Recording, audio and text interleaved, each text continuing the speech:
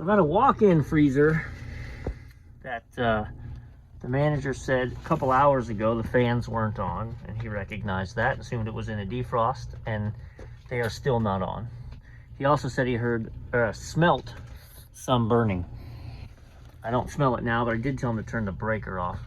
I can see this ice build up right here, so I just tried to spin the fan to see if it would spin, and it will, until it hits that ice. And to be honest, that may be enough ice to keep that fan from getting started.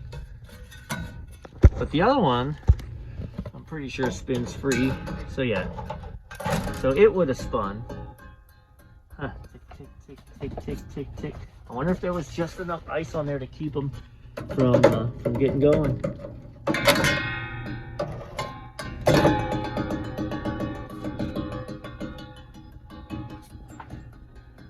I'm gonna go ahead and turn the breaker on. Have to be a mountain climber today to do this job. I'm gonna go ahead and turn the breaker on and see what we see. So,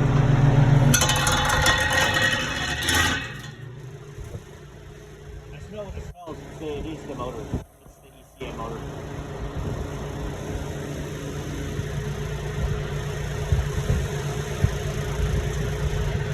I'm gonna go get eyes on the defrost clock. I'm gonna take the meter.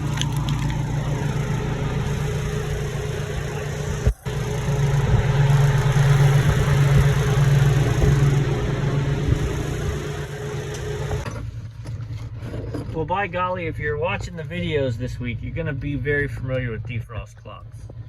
So, time is way wrong, but I didn't set this. So, let's test neutral to 4.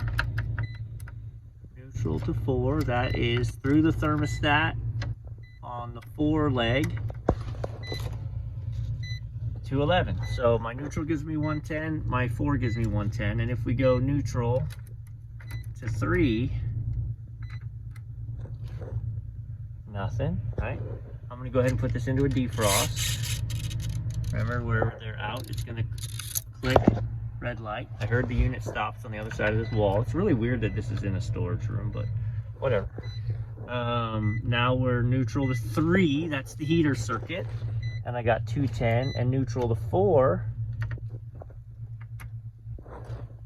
dead. So now we are defrosting. I'd love to get an amp clamp on there. I don't know if I'm going to be able to do that. Oh, I just heard the fan stop in there. Yeah, I'm not going to be able to get my amp clamp on there. Ooh, we'll have to clamp it from the inside. Maybe. Persistent here. Nah. Alright, so we're in a defrost. I'm actually going to leave it in a defrost for a second. Go and see, is the drain pan, well, we'll not get ahead of it. Why do we got the water sitting in the system? That's what we got to fix. Okay, so here's what I was just saying, is why the water? Right, so it's the ice buildup. Hang on, mountain climb again here. All right, so it's the ice buildup here. That dripped down. So we need to check the amp draw on all the heaters and make sure all the heaters are working. And then we need to check the angle of the drain pan and see if the drain pan is draining properly. So, it looks like we have, so obviously the heaters are these black bars. Look at how precarious this ground wire is, like hanging out right below a heater. This is all touching heaters. What in the world? Look.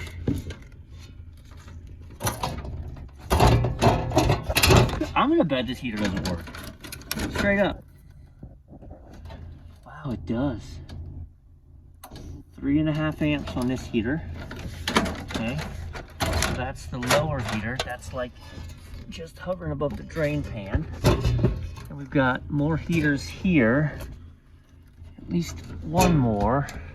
I would think there would be two more, but all right, let's tap onto this guy.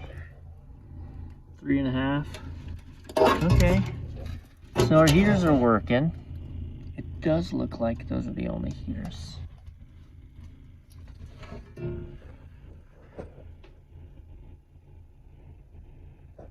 So the fans weren't spinning for several hours this morning, yet it was still trying to cool. So we're gonna have ice build up on the coil. Yeah. So we gotta get that defrosted. Look at the wall. There's water just dripping from everywhere. Why? I don't know. I don't have the answer. There's definitely water intrusion in here a lot. This place is stupid high volume restaurant. They get a lot of trucks, and if they're wedging that door open, it's gonna suck in moisture from outside. They're gonna love me when I suggest putting strip curtains up. All right, we're gonna run this in a defrost. It's like I said, it's cycling now. We'll let it do its thing. I'm gonna go ahead and keep running a few diagnostics, just give it a health checkup. I mean, everything looks fine.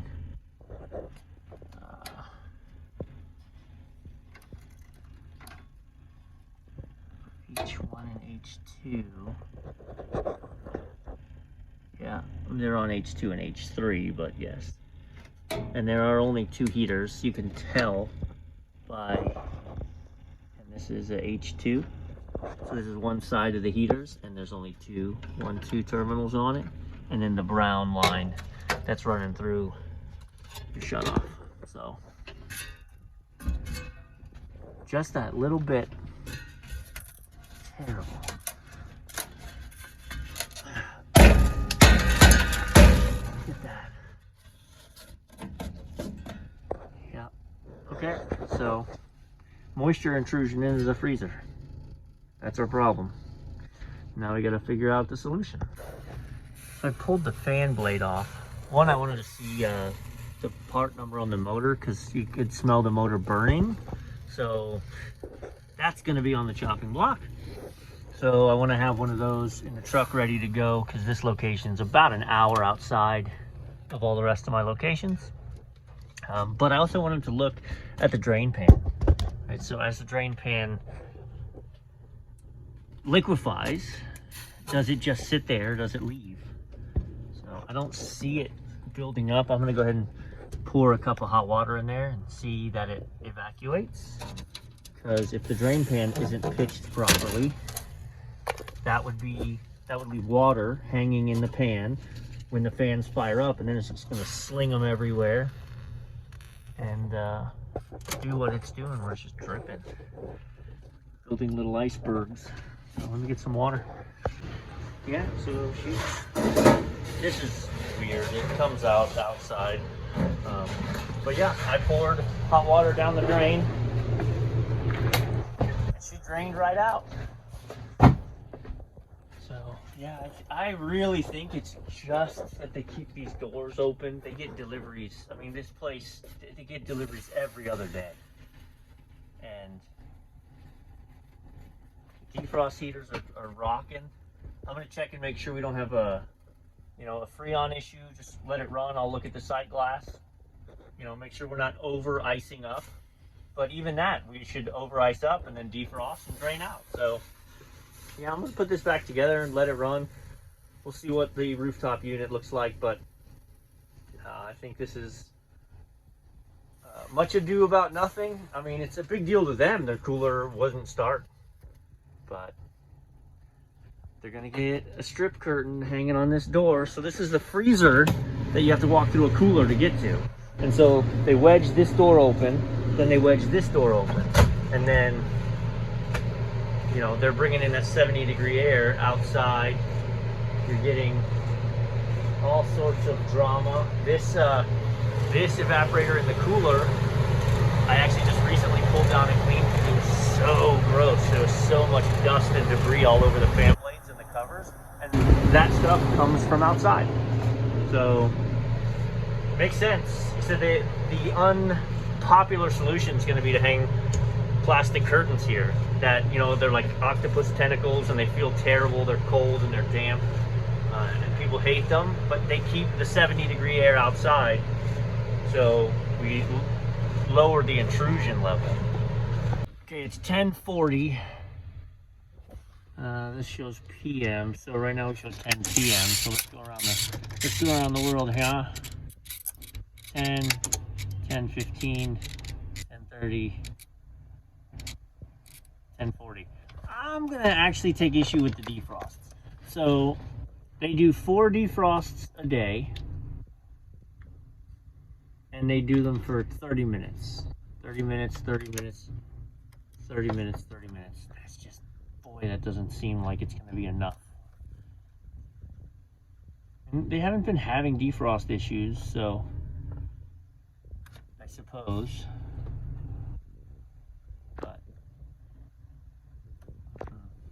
they have an X terminal, so they have a defrost termination, which means if it gets too hot, it's going to kick out anyway. So you can run, let's see, especially overnight, 4 a.m. I'm going to run a 45-minute defrost overnight instead of 30 minutes. And I'm gonna run a 45-minute defrost. No, let's leave that. So 4 p.m., 10 p.m., deep overnight, 10 a.m. If they get their trucks in the morning, and then they leave the doors open. So somewhere between 5 and 8, I actually like to take this defrost and bring it closer to 8 o'clock. Because that way, when they ice it all up by leaving it running and the door open, it defrosts as soon as it's done. Okay, we'll see how that does.